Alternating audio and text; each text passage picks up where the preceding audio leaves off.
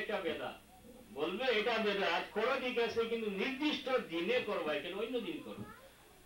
হুজুর আকরাম সাল্লাল্লাহু আলাইহি সাল্লাম যদি নির্দিষ্ট দিনে করে থাকেন, তাহলে আমরা করলে কি অসুবিধা আছে? কোন নিয়ামত যদি লাভ করা যায়, সেই দিনকে স্মরণ করা যায় না, যে শরীয়ত সম্মত। হুজুর আকরাম সাল্লাল্লাহু আলাইহি সাল্লাম নিজে আমাদেরকে শিক্ষা দিয়ে গেলেন, যেদিন তোমরা নিয়ামত, যেদিন তোমরা পুরস্কার পাও, কোন অনুদান পাও, কোন অনুগ্রহ করা হয় তোমাদের প্রতি, অথবা তোমাদেরকে কোন মুসিবত থেকে, কোন বিপদ থেকে যেদিন উদ্ধার করা হয়, সেই দিন নির্দিষ্ট দিনকে স্মরণ করে ইবাদত করা, জিকির আজকার করা, রোজা রাখা, এইগুলা জায়েজ আছে কিনা? হুজুর আকরাম সাল্লাল্লাহু আলাইহি সাল্লাম যেদিন মদিনা হিজরত করে গেলেন, সেখানে গিয়ে দেখলেন ইহুদিরা রোজা রাখতেছে, আশুরার দিন 10ই মুহররম রোজা রাখতেছে। হুজুর আকরাম সাল্লাল্লাহু আলাইহি সাল্লাম জিজ্ঞাসা করলেন, তোমরা কি রোজা রাখতেছো? তারা বলল যে এই দিন আমাদেরকে, বনী ইসরাঈলদেরকে, আমাদেরকে ফেরাউনের অত্যাচার থেকে রক্ষা করা হয়েছিল, এবং আল্লাহ পাক রব্বুল আলামিন এই 10ই মুহররম মুসা আলাইহিস সালাতু ওয়াস সালামকে কিতাব দান করেছিলেন, তার শুকরিয়া আমরা আদায় করতেছি। হুজুর আকরাম সাল্লাল্লাহু আলাইহি সাল্লাম বললেন, মুসা আলাইহিস সালাতু ওয়াস সালাম হলেন আমার ভাই, সুতরাং আমার উপরে তার হক বেশি, আমি ওই দিনে রোজা রাখবো। সুবহানাল্লাহ। সাহাবায়ে কেরামকে আদেশ করে দিয়ে দিলেন, তোমরা এই দিনে রোজা রাখবে, এবং আগামী বছর তোমরা তাদের বিরোধিতা করবে, অর্থাৎ আরেকটা রোজা ওই রোজার সাথে রাখবে, শুধু একটা রোজা রাখবে না, তাদের বিরোধিতা করবে ওই 9ই মুহররম এবং 10ই মুহররম, অথবা 10 এবং 11 মুহররম।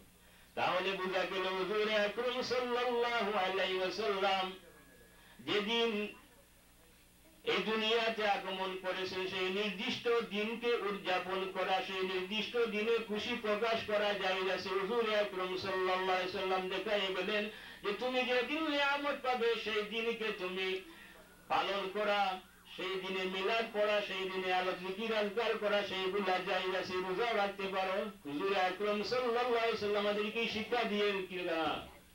তো আমাকে যদি আল্লাহ পাক রব্বুল আলামিন আমাকে একটা সন্তান দেন, ছেলে হোক মেয়ে হোক, সেই সন্তান যদি আল্লাহ পাক রব্বুল আলামিন, ওই সন্তানটা আমার জন্য নিয়ামত কিনা? সন্তান নিয়ামত কিনা? সন্তান আমার জন্য নিয়ামত। ওই নিয়ামতের শুকরিয়া আমার জন্য করা, আদায় করা জায়েজ আছে, এবং জন্মদিন পালন করা জায়েজ আছে, শরীয়ত নিষেধ করে না। আপনারা প্রশ্ন করেছেন যে আমাদের ছেলে মেয়ে জন্ম নিলে সেদিন কি আমরা পালন করতে পারবো? হ্যাঁ পারবেন, কিন্তু শরীয়ত সম্মত পন্থায়। এই গান বাদ্য আর বেপরদিগি এই সমস্ত করে নয়। আল্লাহ আপনাকে নিয়ামত দান করেছে, একটা সন্তান দান করলো কে? সন্তান দানের মালিক কে? হলো আল্লাহ। আল্লাহ আপনাকে নিয়ামত দান করলো, একটা সন্তান দান করলো, আপনি শুকরিয়া আদায় করবেন আল্লাহর। আল্লাহ যেভাবে শুকরিয়া আদায় করলে খুশি হয়, সেভাবে আপনি শুকরিয়া আদায় করবেন। আপনি আল্লাহ যেভাবে খুশি শুকরিয়া আদায় করলে খুশি হন, সেই পন্থা অবলম্বন না করে আপনি বিধর্মীদের কালচার, কেক কেটে আর নাচ গান করে আর মোমবাতি নিয়ে আর পুরুষ মহিলা সবাই একত্রিত হয়ে তার শুকরিয়া, কোনটা শুকরিয়া আদায় করলেন? আল্লাহ শুকরিয়া করে আদায় করা হলো। এগুলা হারাম, এগুলা করবেন না। আপনি আপনার একটা বাচ্চার জন্ম লগ্ন থেকে ওই বাচ্চাটা তার দৃষ্টির মধ্যে এসে গেল যে মনে হয় আমার কালচারই হলো এটাই, নাচ গান বাজনা করা এটাই মনে আমার কালচার না, এগুলা করবেন না।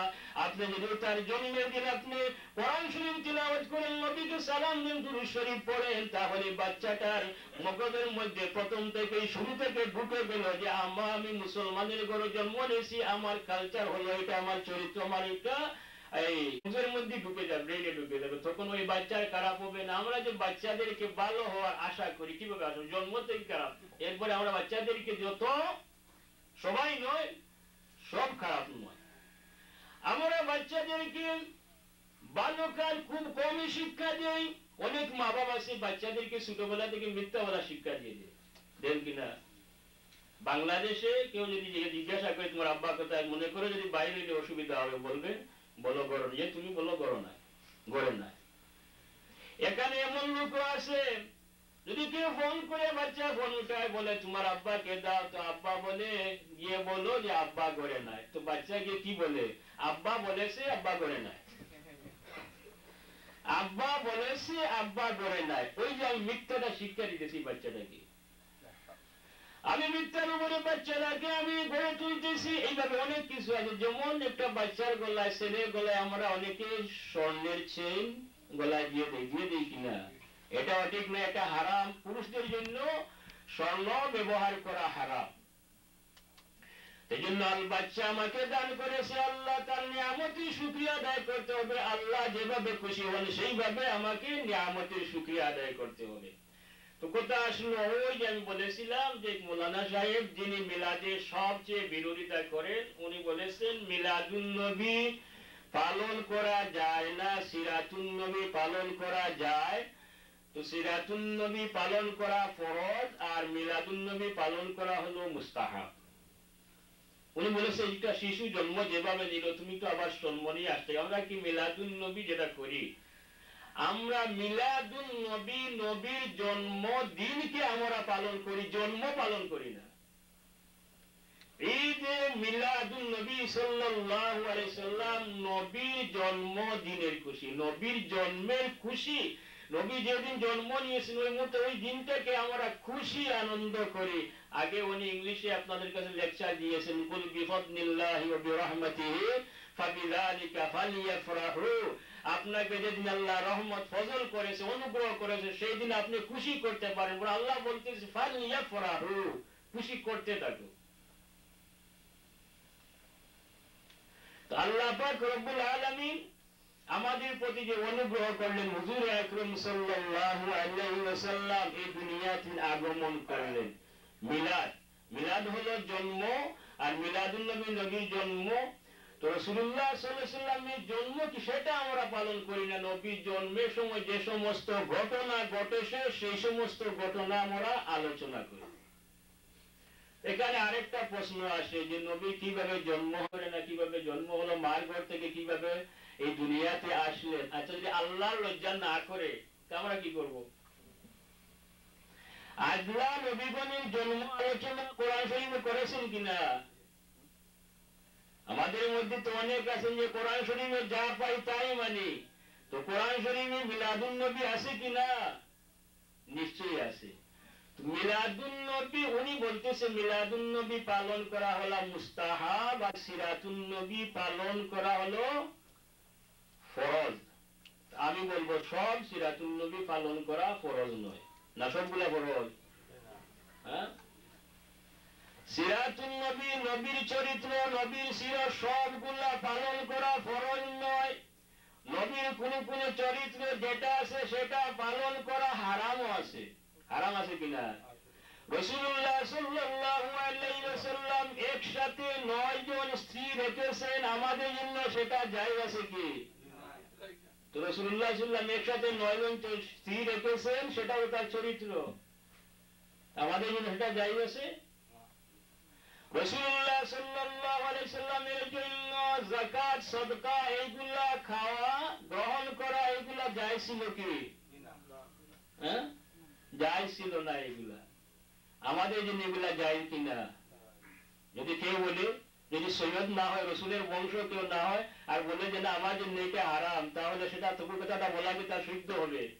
একমাত্র সৈয়দ যারা, রাসূলুল্লাহ সাল্লাল্লাহু আলাইহি ওয়াসাল্লামের বংশের লোক যারা, তাদের জন্য সাদকা, যাকাত এগুলা খাওয়া হইলো হারাম। হুজুর আকরাম সাল্লাল্লাহু আলাইহি ওয়াসাল্লাম হাদিয়া গ্রহণ করতেন, কিন্তু সাদকা গ্রহণ করতেন না, যাকাত এগুলা গ্রহণ করতেন না। এইভাবে হুজুর আকরাম সাল্লাল্লাহু আলাইহি ওয়াসাল্লাম আসরের নামাজের পরে 2 রাকাত সুন্নাত, আমরা আসরের ফরজ নামাজ পড়ার পরে আমাদের জন্য আর কোন নামাজ জায়েজ আছে মাগরিব পর্যন্ত? রাসূলুল্লাহ সাল্লাল্লাহু আলাইহি ওয়াসাল্লাম মা আয়েশা রাদিয়াল্লাহু তাআলা বলেন যে একদিন হুজুর আকরাম সাল্লাল্লাহু আলাইহি ওয়াসাল্লাম প্রতিদিন আসরের পূর্বে 2 রাকাত সুন্নাত নামাজ পড়তেন। একদিন বলে কোন ব্যস্ততার কারণে নামাজ পড়তে পারেন নাই, ওই 2 রাকাত নামাজ পড়তে পারেন নাই, ঘরে এসে 2 রাকাত নামাজ আদায় করলেন।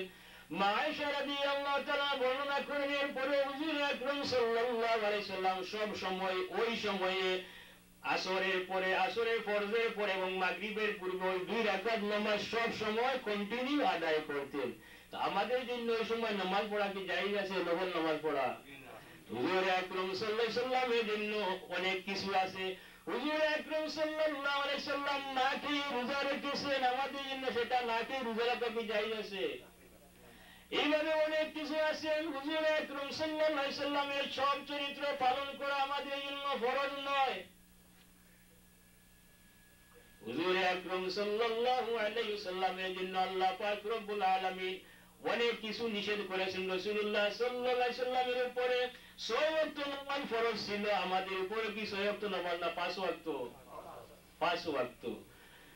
তাহলে রাসূলুল্লাহ সাল্লাল্লাহু আলাইহি সাল্লামের সমস্ত চরিত্র পালন করা আমাদের উপরে ফরজ নয়।